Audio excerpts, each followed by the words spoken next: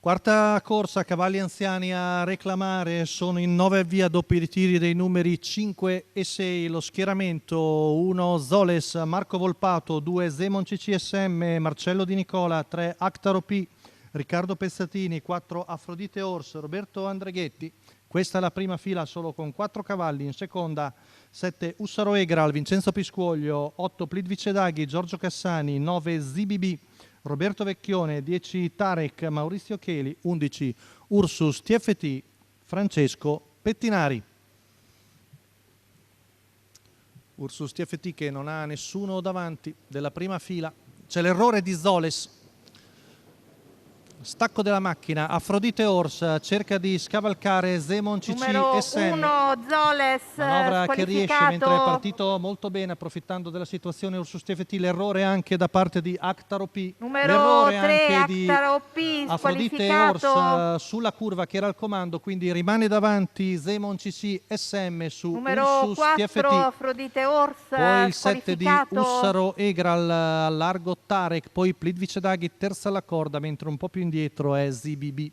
Passa Ursus TFT ed è il nuovo battistrada dopo 400 metri in 29,3 e quindi Ursus TFT, Francesco Pettinari al comando su Zemon CCSM, di fuori rimane così scoperto Tarek su Ussaro Egral, Plitvice Daghi e ZBB.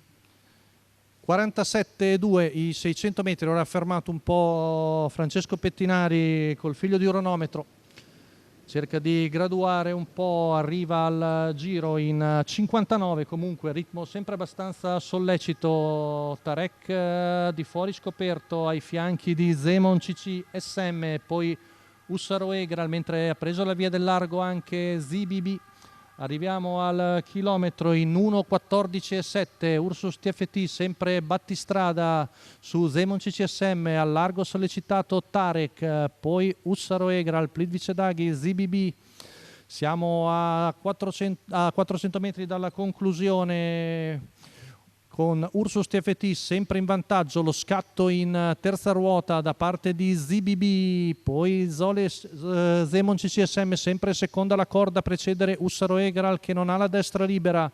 Ultima curva passata in 15, Ursus TFT in vantaggio, entra in retta d'arrivo, si butta di dentro Ussaro Egral, di fuori Zemon CC SM, al largo di tutti ZBB, ultimi metri con il numero 2 di Zemon CC SM che viene a vincere su Ussaro Egral e ZBB.